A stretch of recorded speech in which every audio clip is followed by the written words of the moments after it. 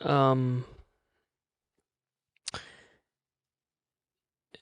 the neighbors are having a party next door. They do this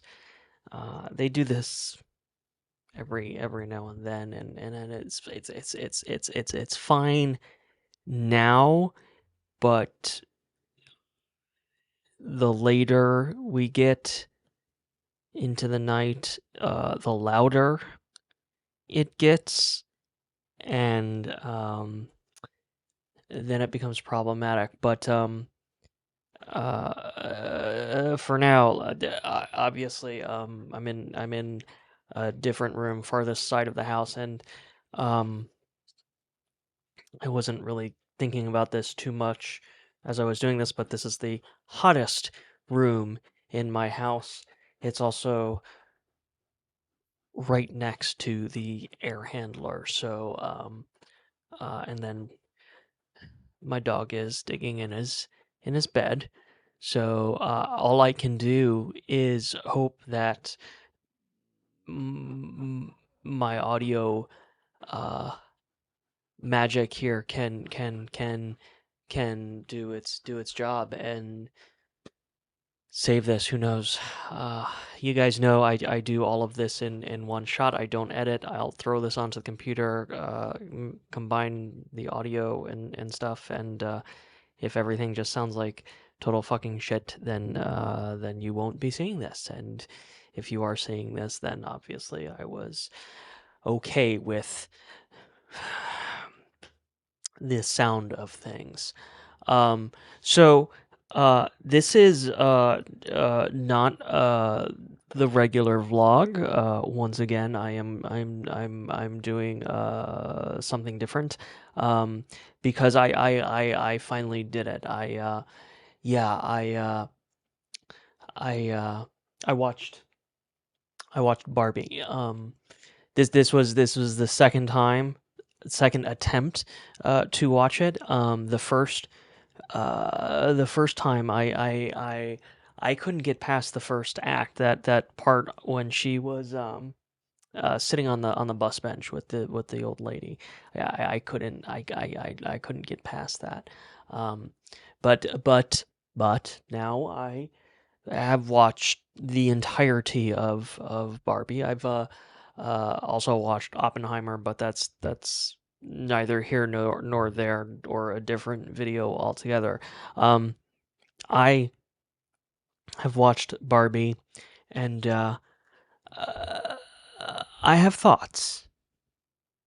But first, I want to offer this disclaimer. I did this about a week ago now with the Iron Claw video, and this isn't a review. Okay. Honestly, I feel like reviews, movie or film reviews are kind of just dumb, and the homogenification of these reviews and the genre and the culture of these reviews is kind of just adding to the stupidification of film culture. Um, one of the things that I hate when watching other reviews, um, is the constant repetitive nature where the reviewer feels like they have to recap the whole fucking story.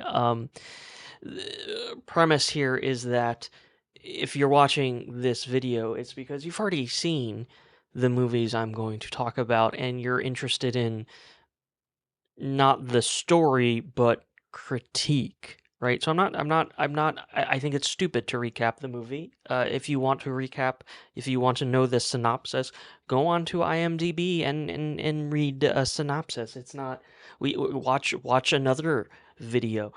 We don't need to waste our time, um, with that. So, um, really, what this is about is just uh, a thoughtful critique of a story structure and character, technique and style, right? For example, perhaps you didn't like this film, and but like the corporate toy gods certainly have sunk so much money into the marketing of this film that it's hard to express, I think, a dissenting opinion. Um, so and perhaps you don't even or perhaps you don't even know why you have that dissenting opinion, and that uh, fundamentally, I think, becomes the core of what I am doing here with this thoughtful critique, not a review, but a critique of story structure, characters, elements, aesthetic, to take a look at why a film works and why it doesn't work. So ultimately, validating, if you happen to be on my side of the fence.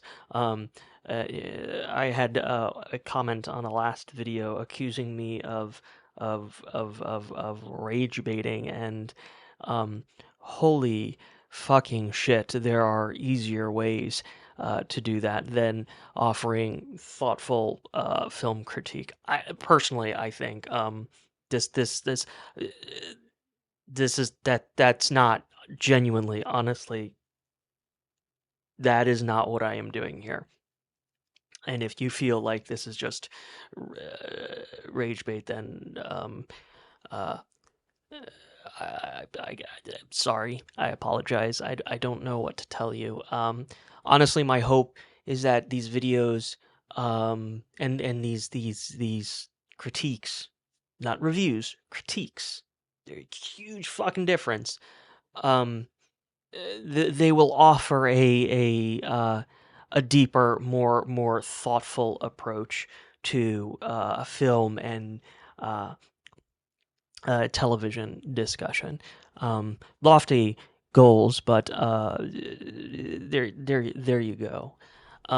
Again, a key part of the disclaimer is that, which is goes hand in hand with the rage bait part. Art is a spectrum. Film and television, it's about taste. Everyone has their own, and you know what you like, I might not, and what I like, you might not. So that's fine. That's fair. But I think there's a value in being able to express and to articulate why I like something or dislike something. Uh, Fundamentally, if you had a good time with Barbie, that's fantastic. Good for you. I have no problems with that. On the other hand, if you had a bad time with Barbie, let's talk. I have some thoughts as to why, and I want to help validate that non great experience for you. So, to clarify, if this is the first time you are watching one of my, if you're first time hanging out and uh, watching one of my recent new videos, my name is Krumbine. I am a writer, author, screenwriter. That's another fucking story. Audio book producer. They're free on YouTube. Please give them a listen. I will be referencing one of them a little later on. I think. And corporate creative cog for well over a decade. And the point about who I am when offering in the context of these film and television critiques, um, one is that this is not the main thrust of what I do with my vlogging, but I am very obsessed with story and craft and process. That's what the main vlog is about, and that obsession obviously lends itself um, to film. You'll th- I can talk about this. It's it's a it's a superpower a little bit. And anyway, my name is Crumbine. This is the watch list, and this is Barbie Stone. Yeah. So I did this last time. It makes a lot of sense. It resonates with me. I hope it resonates with you. I like the idea of comparative analysis, and what I mean by that is I like to look at other films and compare elements or pieces to other films to have a better to grasp find a better understanding of the subject matter. So, um, when I look at Barbie, obviously, there's actually a litany of other films it can be compared to. So, like I said, I did just watch Oppenheimer, but I don't, I didn't feel like there was any connective tissue to really substantiate um, any kind of analysis. Lego Movie, that one, I think was super obvious because they're both about toys, right? They both have this narrative structure that's driven by a child's imagination. Um, both films balance reality and fantasy, and both films have uh, Will Ferrell as the villain. So, late Barbie and Lego Movie, Barbie Go, Barbie Go.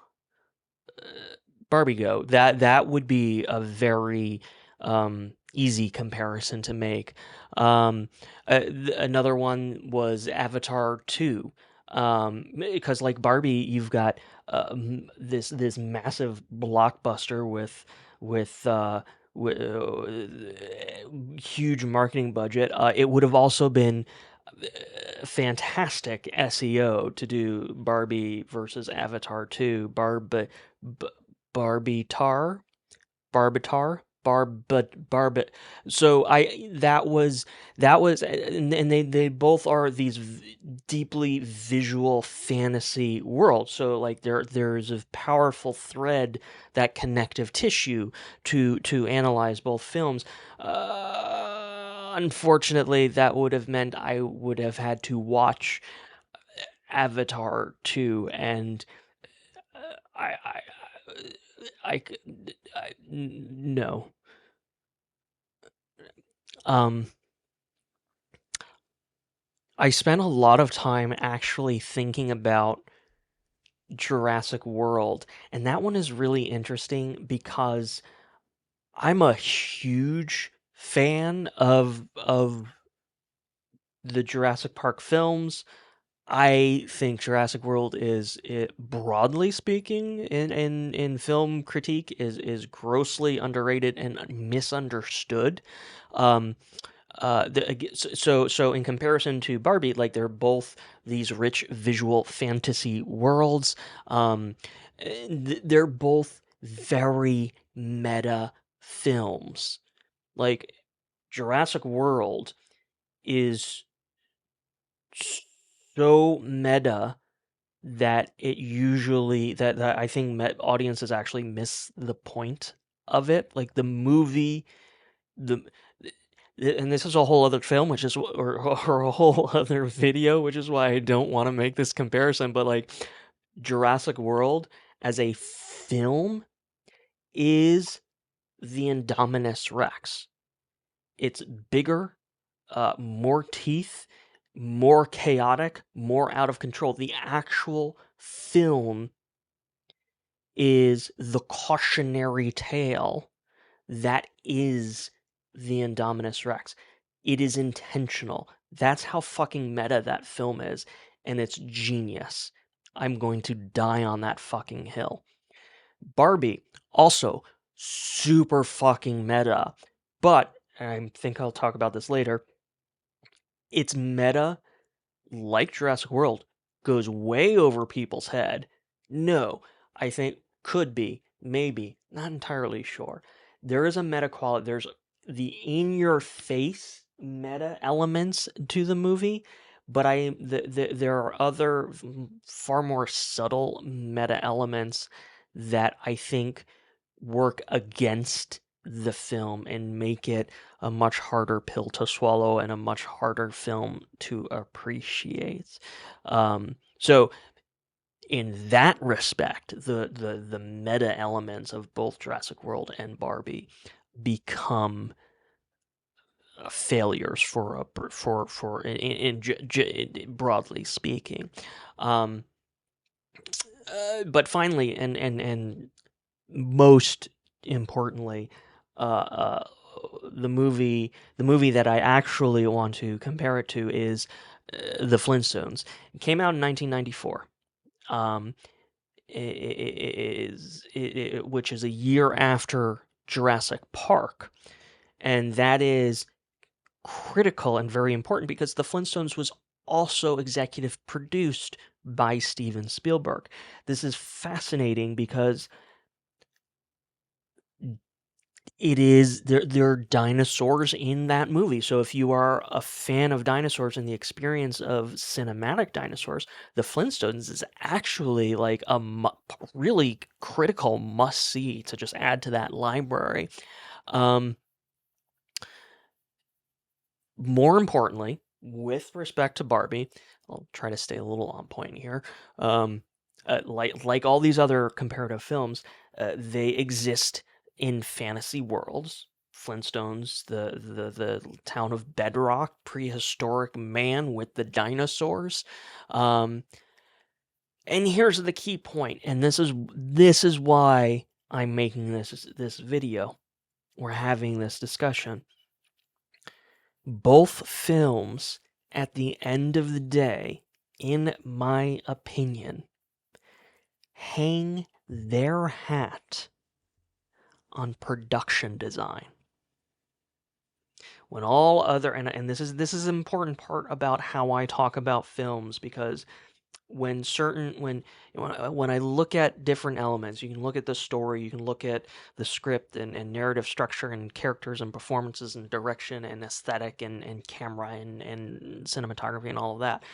And when the big things start failing, I always look at a film and say, what can it hang his hat on? Like a comedy, Ace Ventura, whatever, like classic comedy. Like if you're laughing, it works. That's what it hangs its hat on. Uh, uh, Big dramatic Avatar 2, for example, like you're the only reason you're watching that movie is the visual spectacle. So as long as that visual spectacle works, the movie worked, right? You can criticize the script, you can criticize the performance, you can criticize everything, but the movie was about visual spectacle. If he delivers visual spectacle, it works. So with Barbie and the Flintstones, I feel like both these films kind of end up being about production design. So with the Flintstones, it is creating the world of Bedrock and this universe that these characters live in, and it's the sets and it's the props and the houses and the dinosaurs and all of that. And with Barbie, it's Barbie Land. It's bringing these plastic toys to life in this real in this world where the actors who play Barbies and Kens can move around and interact, and so a viewer can be transported into that world. Um, other things. Um, uh, I thought this was a big one. Both Barbie and the Flintstones feature uh, immaculate lead casting. Margot Robbie, obviously, as Barbie, who, of all the things we can complain about, no one is ever going to complain that Margot Robbie was Barbie. But on the flip side, John Goodman as Fred Flintstone is like casting perfection. Like it's so good. Um, Both films also use beauty as a narrative premise. Barbie, super fucking obvious. It's about beauty and aesthetics. Bart the doll is about physical beauty, and both for both Barbie and Ken. So you have that with Ryan Gosling. You have eye candy throughout the movie. On the Flintstones side, this was super fun to go back and watch and be reminded of. Halle Berry and Kyle MacLachlan, oh my god, they are drop dead gorgeous villains. Talk about eye candy. Talk about something just absolutely delightful to be watching. Um, and that's not even mentioning for Rick Moranis, great casting, looks beautiful, becomes Barney Rubble. Elizabeth Perkins, who I know properly from Weeds, she played Wilma. Missed that, had no awareness of that, like as a kid watching that movie. So she just fucking beautifully the nails that visual component, the visual elements of that role, and the non my note is the non CGI dinosaurs, like all of those things are just gorgeous to look at, which speaks to production design as well. Um, Both films, comparatively, are also based on um, aged IP, intellectual property, we'll call it that. So there is a lot of similarity there. A toy Barbie versus a cartoon Flintstones. Um, Barbie versus Flintstones. They're two films, 29 years apart. So there you go. The very pinnacle of film critique. The genre of YouTube is going to be dead by the end of this video. You're welcome. Um, Barbie. My note says Barbie pain. I'm not sure what I meant by that. I don't have it queued up here. Um, but I think we all remember the teaser, the first teaser. We'll just be straight up with this. It's the teaser and it's the beginning of the movie. The best part of Barbie is that opening sequence, which was the parody of 2001: A Space Odyssey. Look, it was beautiful. It was well shot. It was clever. Well written. Great narration by Helen Mirren.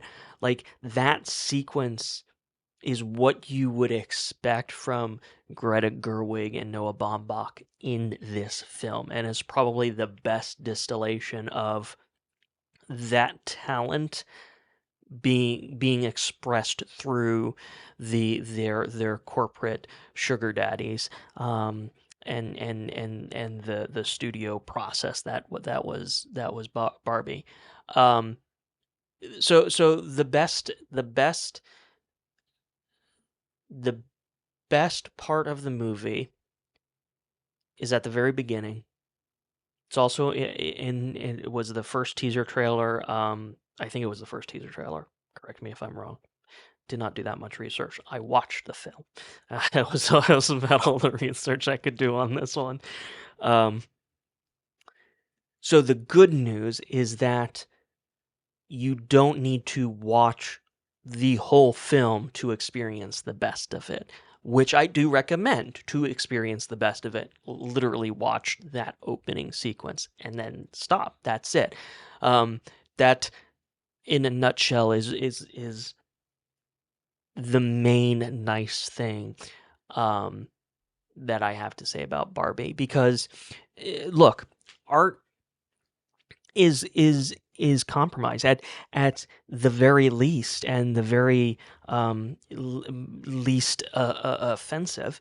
An artist, a creator, has to compromise with themselves when their vision, or rather when reality, is presents too many challenges or obstacles to fully realize their creative vision. It's compromise right there. Um, More often, the creative has to compromise with their corporate overlords, their sugar parents, as previously mentioned.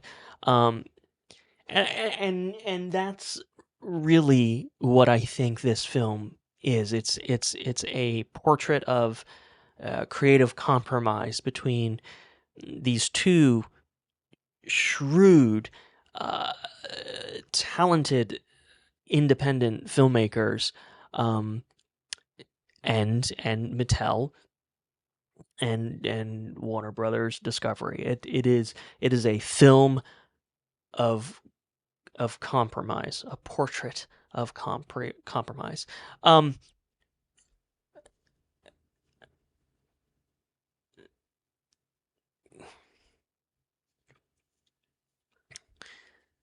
the big the big headline is that this film is extremely aspirational.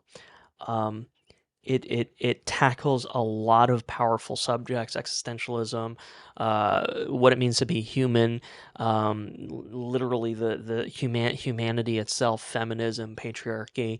It deals with all of these powerful, fascinating, deep, complex issues.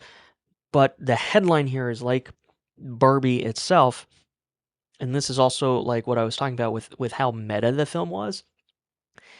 It takes this extremely plasticky, surface level approach to all of that. So it just never goes deep enough. It never really lands one of the subjects. It's like it ticks these things off of a box, but it never goes deep enough to really make that subject or make commentary on that subject meaningful. So, for example, existentialism. Um, in the first act of the film, it really is like eh, that's our inciting incident. It really is at the core of the movie. Barbie is having an existential crisis, realizing that she has thoughts of death. Like she doesn't all of a sudden the world around her doesn't make sense. Um, what's the point of it all? Um, and these are powerful concepts. These are fascinating concepts, and the whole time, and again, I've watched the opening act twice now. The whole time, the first time when I watched this, I actually did this. I said fuck it, and I just put on I Heart Huckabees instead. Now there's a powerful, great movie about existentialism, about finding meaning in meaninglessness. Um, so again, Barbie, it just stayed on the surface. It just gave a very plastic look at existentialism. I'm calling it the little wooden boy syndrome, this next one. Um, and this was really interesting because the whole fucking time that I'm watching this, I'm thinking, let me turn on some Star Trek Next Generation and watch Data, because that tells a better story of these inhuman characters who are learning what it is to become human. And I've always felt this really, really strongly.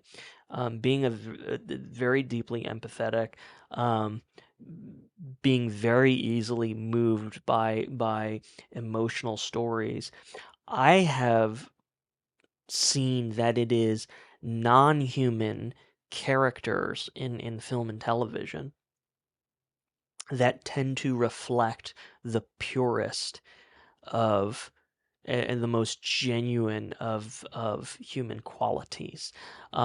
Data from the Next Generation is literally the most human. He's an android, but he is the most human character on that show. Um, uh, Super obvious. Buzz Lightyear from the first Toy Story, like the toy that has to understand he's not a space ranger. He's just a toy. Like, again, also touching on existentialism. Other movies that do the same thing that this movie tried to do, but did it way better. Um, and then I think like one of the best examples, another movie that I've rewatched within the last few months, Wall-E. Uh, the virtually almost a nearly silent film, right? And that's one of the things that I loved about Wall-E, is that it invokes the silent film genre. Um, so much of what happens in that movie is communicated without words, and this main character of Wall-E in this dystopian horrible like this robot is the most beautiful reflection of humanity in the entire film. I don't want to say modern cinema, but he ranks, and that's it's a powerful. It's a little tropey, the little wooden boy syndrome. It's a little tropey. It's a little obvious, but it's also a very powerful way to express the very best of humanity. We just stayed on the surface level. It was all just plasticky. We never went deep enough to really feel anything, to really explore what it meant for these characters of Barbie and Ken, and subsequently Barbies and Kens, to embrace their individuality and their humanity, and what it meant to exist in the real world. And never that we never explored that in any meaningful, substantive way. Um, Next one was feminism, which I'm not going to touch with a 10-foot pole. You don't need me talking about how it was plastic surface level. Like, there are plenty of other videos to just that discuss the plastic feminism of Barbie. Certainly and even in the context of Mattel and the corporate overlords. And I've watched them. They're out there. They're great videos. Go watch those. I'm not going to say anything more about that. What I will say something more about is the patriarchy. This is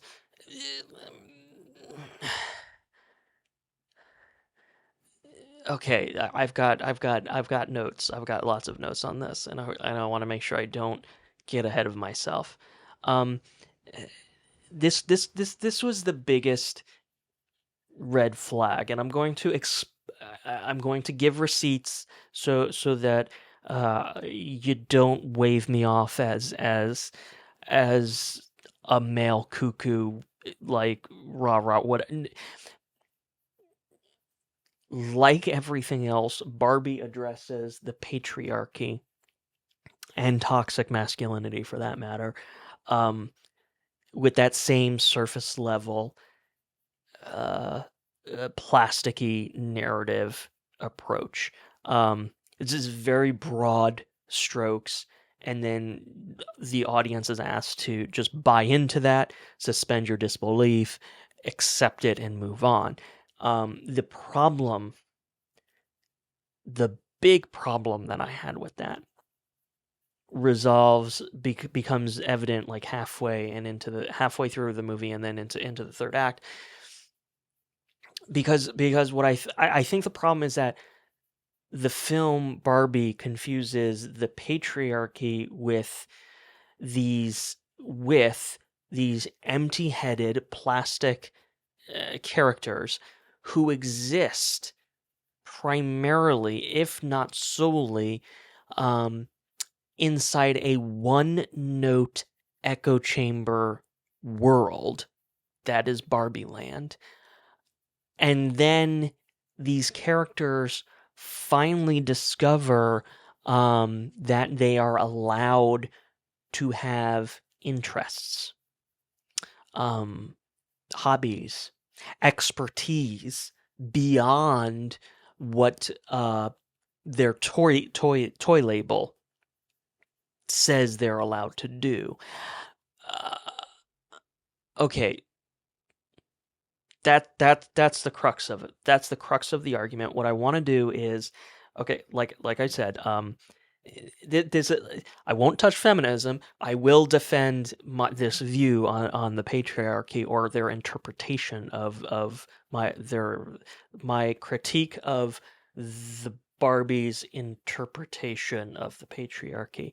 I'm going to defend that, and I know it's difficult because uh, I am a man of some stripe, openly critiquing an attack on the patriarchy. Um, so uh, the last novel I wrote is called "Don't Be a Monster Dick." It's free right now on Amazon, and then the audiobook you can listen to it for free on YouTube. Um, it is about toxic masculinity. In fact, over on Amazon, there is a 1-star review that is doing the opposite of what I'm doing, which is actually defending toxic masculinity, which is why they loved the book until they realized it was anti patriarchy, anti toxic masculinity. So go read the review; it's funny. I wrote a blog about it.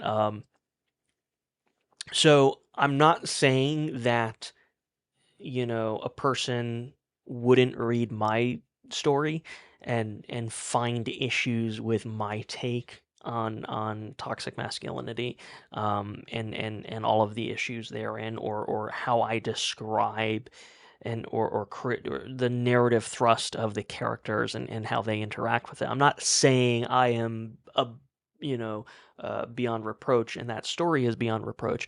Um, but I do think I wrote a clear, strong, solid take, and a strong indictment, um, of toxicity in my novel.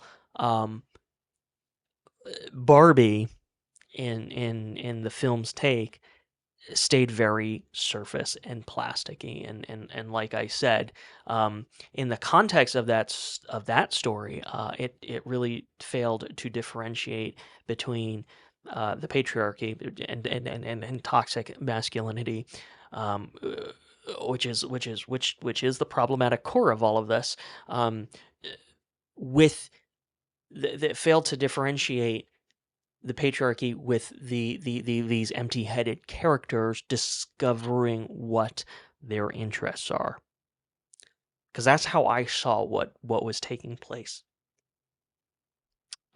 with Ken. So let me try to explain this. Let's first talk about narrative rules, right? I mentioned this a little bit earlier. There's this narrative, like Lego Movie. The narrative of these films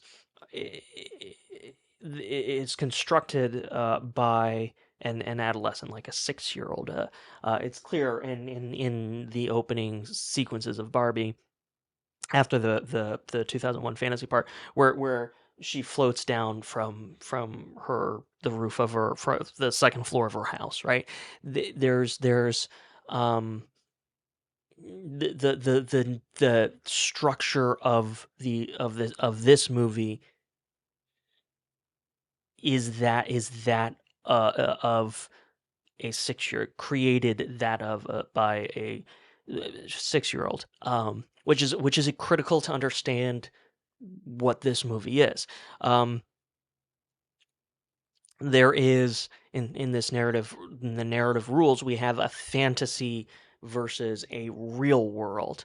Um, but again, because the narrative is structured by a 6 year old, and that's not an indictment of Greta Gerwig and Noah Baumbach. That was a very intentional thing to say, hey, and not a chat GPT thing. It's like they intentionally said, let's structure this so that a child can identify. Let's structure it like, a child's playtime.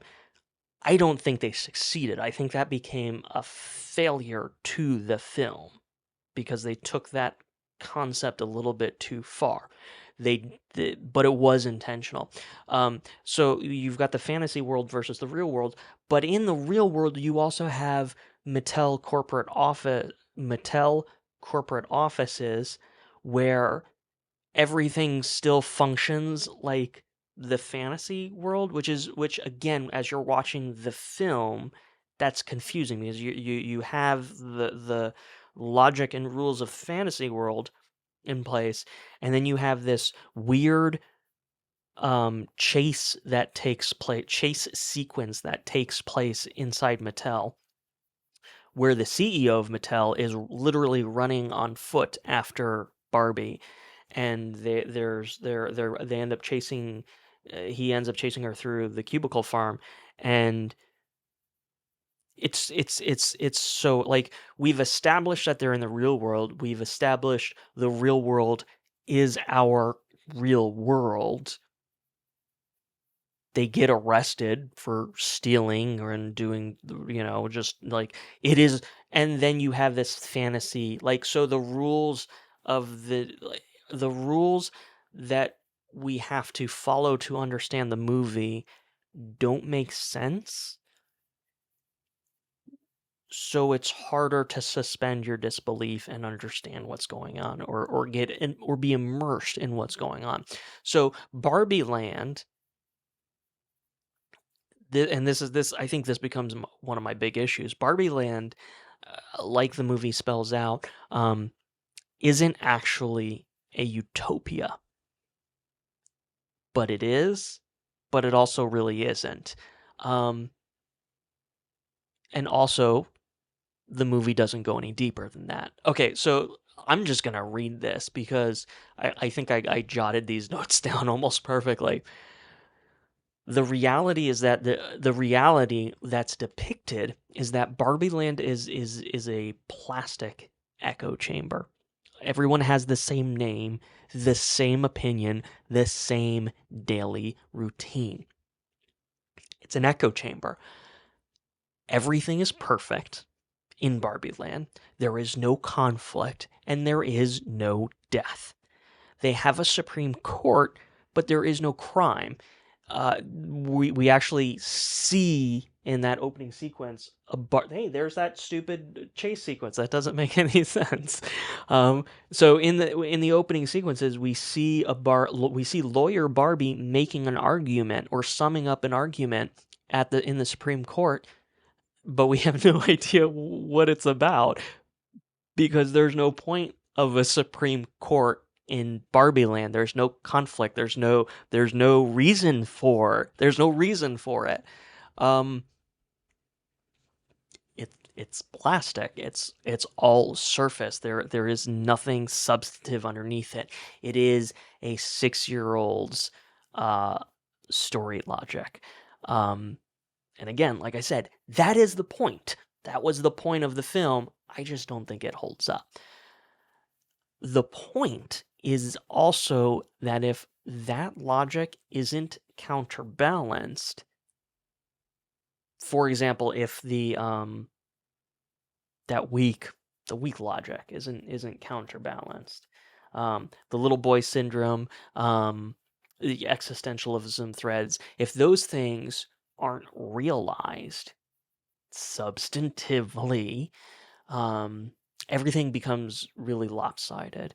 Becomes this, and we're talking about Barbie Land. We're talking about the world of Barbie Land, which is the majority of this film, right? It becomes this very distorted, ugly depiction of what a utopia and compelling stories are supposed to look like. It's plastic. It's pointless. Ken's exist as an afterthought to Barbie, which again, yes, that is the point. It's a very meta point, swapping those filmmaking tropes, fridging the male character versus fridging the female character. But it doesn't go far enough, or it gets lost in its own flawed logic because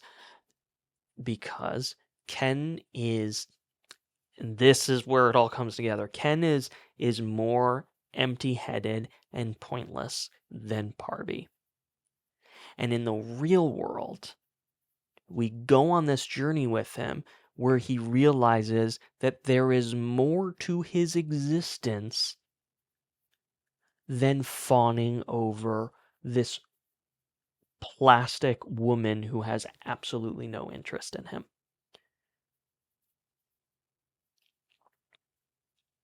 He learns how to pursue those interests. He becomes a three-dimensional character. He starts, we'll say he starts to become a three-dimensional character in front of our eyes. And then he returns to Barbie Land to help his fellow empty-headed Kens to realize they too can be individuals with interests. Now, the fact that he was focused only on Kens and not Barbies as well, and then that it became a vehicle, kind of, sort of, for toxic masculinity. That was yes too, but also everything that led up, but that was very weak. The follow through of that 6-year-old narrative, 6-year-old's written narrative structure. Everything that led up to that, though, is really good and really positive, and especially in the context of this utopian dystopia of Barbie Land, where it's an echo chamber and everyone has the same name and does the same thing every single day. They are different. They're all different, but they all have the same name and do the same thing. So and those differences don't actually mean anything. That's what I mean. It's like it's very plastic, it's very shallow. Let's reflip the gender trope. Just as a quick thought experiment, if it were the Barbies in the Ken roles, and it was Barbie who, when when she got to the real world, went on this adventure to discover her own interests, and then she went back to Barbie Land to share that other Barbies, hey, you guys can have real interests other than what's on your product label. You can have an opinion about a movie. I love how they they took these toxic masculinity tropes,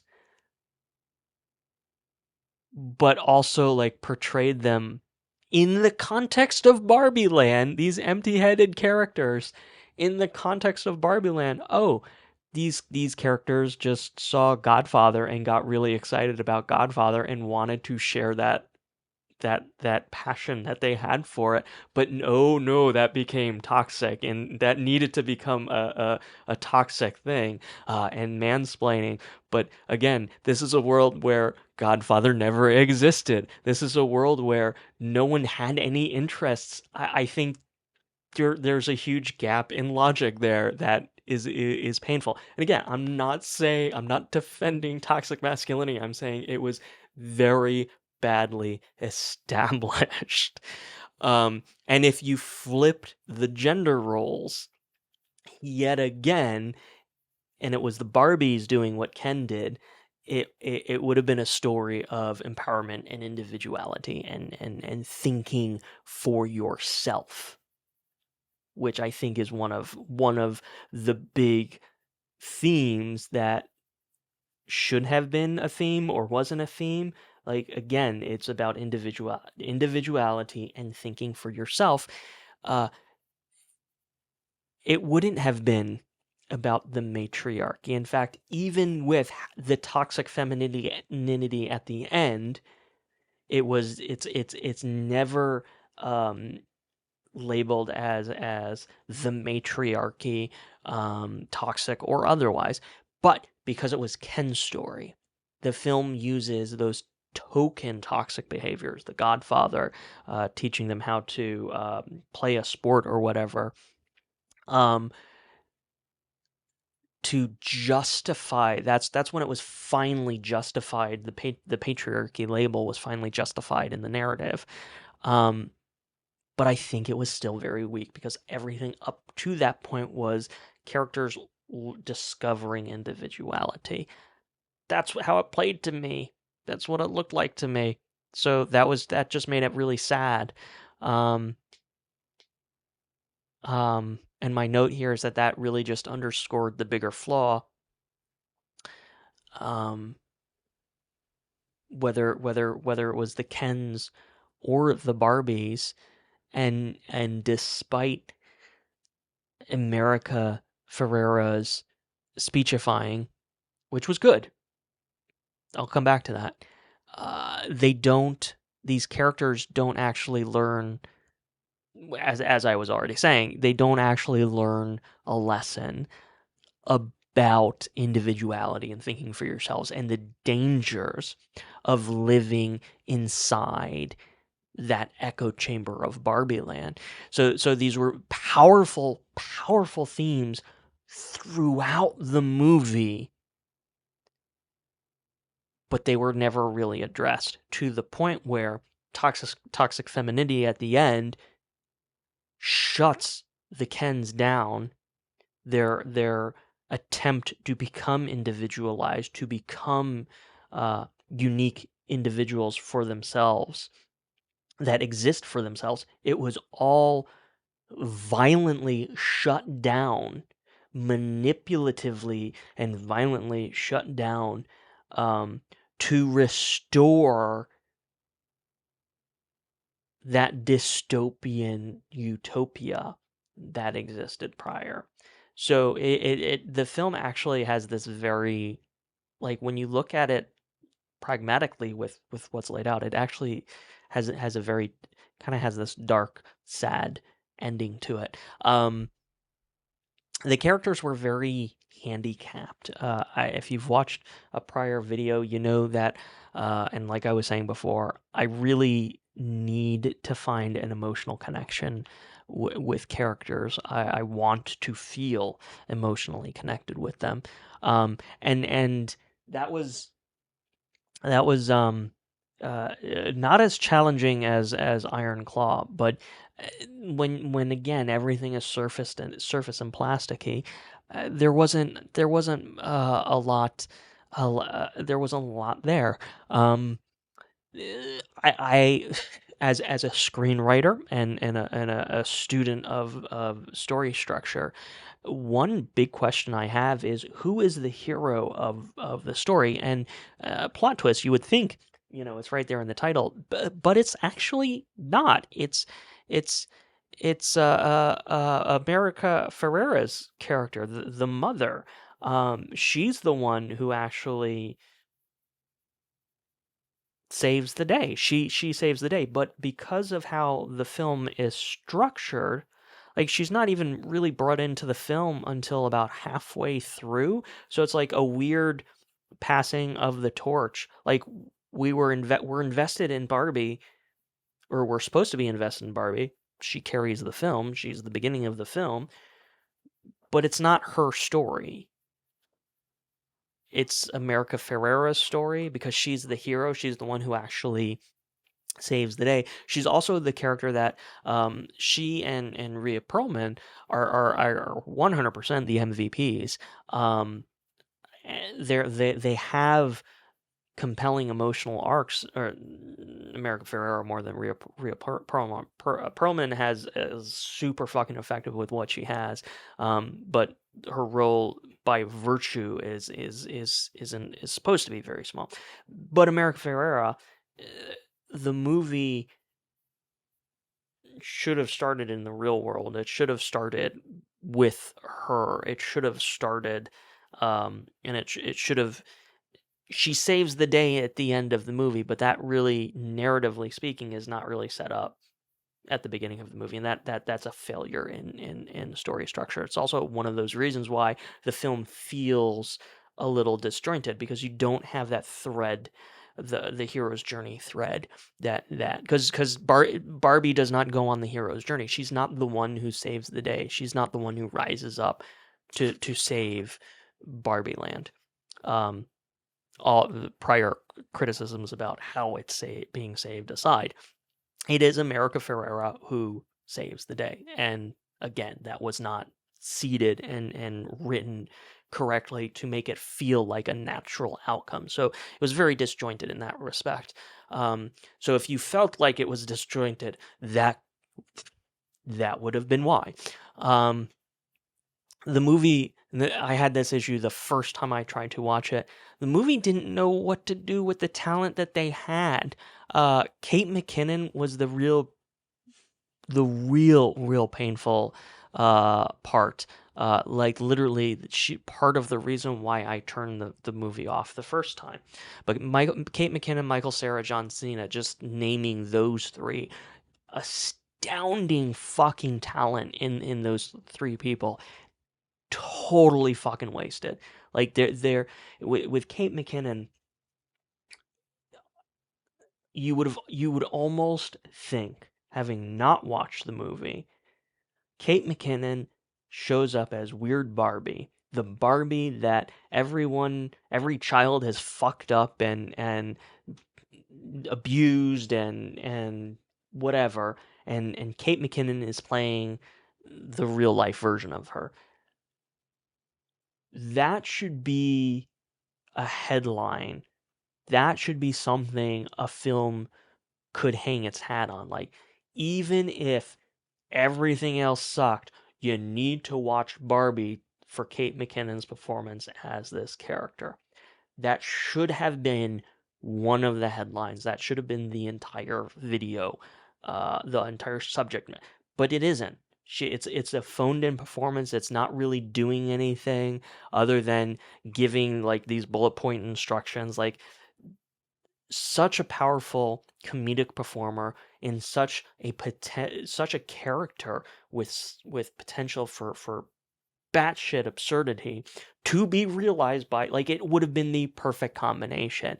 And that's what I mean when I say like there's some really powerful, some great talent that they didn't know what to do with, and that was disappointing.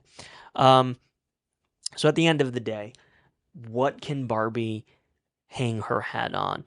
Um, I will say this: the music was great. Getting to watch it with the subtitles, so I can actually understand what is happening with the music. The fact that, and I don't even like that music. I don't even like that music, but I can tell you, like, oh no, the music was really fucking good. I didn't like it, but it was good. So it can hang its hat on that, like the way the songs shift and follow what is happening on the screen. That kind of attention to detail and that creative flexing was really cool. Um, representation. Um, you can't really fault the movie for existing and doing what it was doing. It was on the Kevin Smith podcast. This turn of phrase was so on point. It was Black Panther for women, which kind of elevates that movie, this movie Barbie, to a point where it is unimpeachable, where it can't be criticized.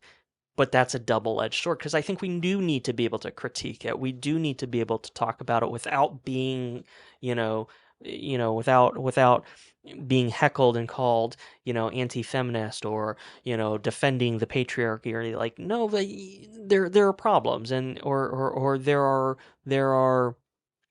things to critique. There are things to discuss. So, um, yes, it's great representation. It is a film about women. Yes, it is an attempt, despite its flaws. Um, but is it worthy of the praise? Um, sure, in that respect, because it is representation. Why not? Of course, it can hang its hat on that. Spectrum, the art as a spectrum, and all that jazz. And if you like the movie because it is a film about women, good on you. That's great. Okay. Um, at the end of the day, like I said at the beginning, I think I think the film can hang its hat on production design and aesthetic because um, for me, again, first time watching it, that I stopped what first time when I stopped watching it, the plastic environment of Barbie Land really pissed the hell like it was I it's like the music. I don't like it. I don't like the production design. I don't like the production design of Barbie, but it is good production design, and it was extremely effective. What they were trying, they accomplished what they were trying to do.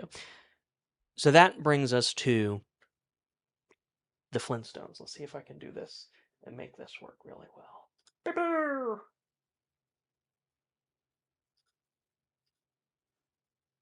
One take, no edits. We'll see if the battery holds up. I didn't know that this was gonna go as quite as long as I was gonna go, but um, Flintstones. Okay, I do have to be honest here and reveal a little something. I just wanted to watch the Flintstones. I wanted to watch the Flintstones. I hadn't seen it since I was a kid. Um, wanted to see if it held up. I wanted to watch the Flintstones. I was excited about the Flintstones. So I actually then had to find another film to talk about because the Flintstones came first. I this is the movie that I was excited about. Um, Here's what's interesting.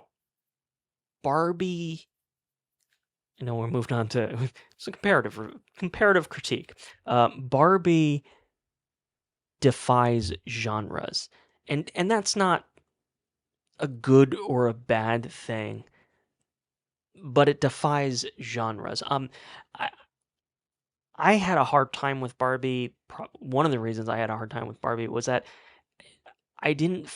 It wasn't funny. I didn't find it funny. The none of the jokes really landed for me, and so like was it a comedy? I think it might have tried to bill itself as a comedy a little bit. But that's my point. Like it defies genres.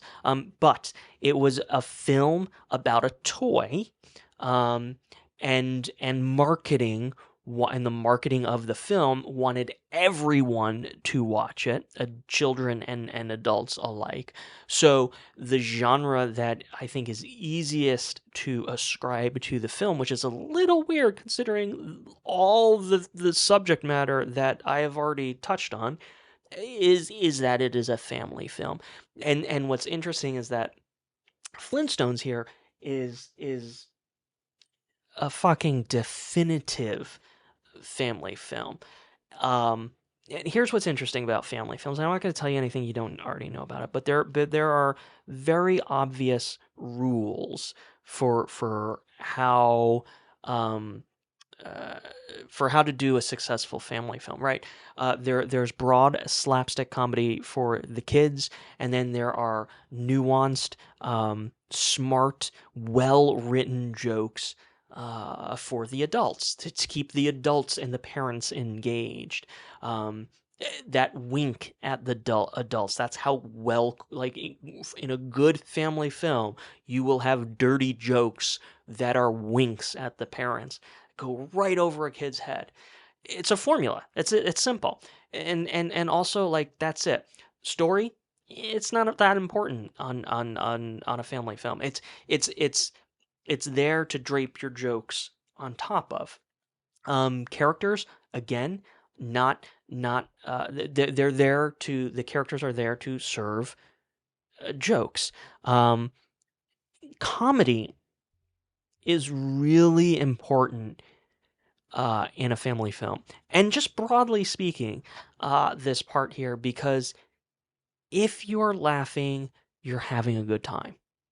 It's easy, it's simple. Like, I mean, doing comedy isn't easy, but the net result, if you're laughing, you've enjoyed the movie. That's it, cut and dry. Um, Also, worth noting, family films can do all of those other things, and they can do them well. The characters, the story, all that other stuff. They can do all of that stuff well. Um, but I'm also kind of talking about the lowest common denominator here, which is why there's an emphasis on comedy. Story for the Flintstones. I'm gonna try to move along because I am down to 13%, and I do not want to die on this. Um, uh, the Flintstone story is actually not great. I if you have not watched it recently, I actually dare you to remember what it was about. It is actually almost forgettable, which is also a lot like Barbie, very similar. The themes, however, in Flintstones are interesting and successful. I will qualify that, and surprisingly timeless. The the previously mentioned beautiful villains, Halle Berry and Kyle MacLachlan, they're trying to replace quarry workers with automation, and they're using Fred Flintstone as a shill to embezzle from the company. That's all the story summary I'm going to give you, so don't worry. So, not a great story, but also not horrible. It works as a clothesline to drape the jokes.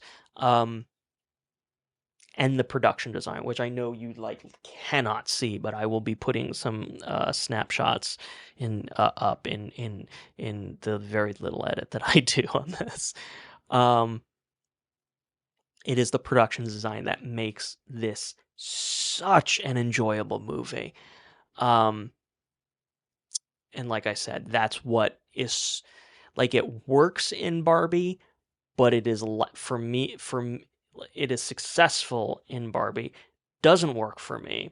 It was lackluster, and certainly in the context of Barbie, I don't think it makes it a worthwhile movie to watch. The production design versus like if that is all you watch the Flintstones for, yes, go and watch it for the production design. Guys, the Flintstones, they got the jokes. There's obviously the broad slapstick humor for the kids. Bam Bam's superhuman strength, Fred's cartoon-inspired twinkle toes and his gravity-defying yabba dabba doos, pterodactyl poop. Broad physical comedy for the kids. It works. It's there. It's funny. There's also nuanced humor and adult entertainment. Halle Berry, let's be clear, Halle Berry is not in this movie for the kids. There's also these tiny Stone Age puns everywhere. The storefront, the McDonald's, car dealership, newspaper headlines, even the B-52s and the original music. The B-52s actually show up in the film. If the story bores you, you'll at least have a blast, like eagle eye, where's Waldoing all of the fun little gags in the site in the film. And again, it's contained in this brilliant fucking production design. It's a fantasy cartoon world that's been brought to life with immaculate detail. The Barbie Land production design, it's plastic and shiny by design. It works, but it's still ugly. Again, my personal opinion on this. It bothered me, like I said, it bothered me less the second time through. Like, it works, it's effective, but it's still shallow plastic and fundamentally ugly. A personal opinion. Flintstones, flip side, fucking immersive. It is a movie that deserves to be watched or rewatched, as the case may be, definitely, because of that production design, because of the world it creates. The houses, the props, the quarry, the beautiful practical puppetry for the dinosaurs. Again, context. This is a creative follow up to Jurassic Park in some in one way of thinking about it, and it really is. Those dinosaurs really are beautiful in that context. Although it is worth noticing, dinosaurs and birds and some of the other characters are practical puppets, and they look phenomenal. Although full body CGI was used for the larger animals, the film is beautiful, and that is the point. So love or hate the story, love or hate the actors or the characters, the Flintstones will always be worthwhile watching for no other reason than the production design and what this film looks like. It's what makes it a good movie. As I've been saying, this is my point. I can't say that about Barbie. The production design feels like the highlight, the headline for that movie, but the production design for me did not make Barbie a good movie or worthwhile watching. That's it. This was super fucking long. Sorry, I apologize. Didn't realize it was going to be this long. What did you think? What do you think? Am I a giant fucking asshole? That's fair. It's possible. Is Barbie the next Citizen Kane? Was the meta aspects of that movie like 10,000 feet way above my head? I maybe it was, maybe it wasn't. And uh, uh, let me know. Let me know in the comments. Uh, and also if you made it this far, um, please please give it a like and consider subscribing. If you enjoy the sound of my voice, please check out my audiobooks. It's just, please. Um, and I am literally down to 6%. So honestly, from the bottom of my heart, thank you. Thank you so much for hanging out. I appreciate it.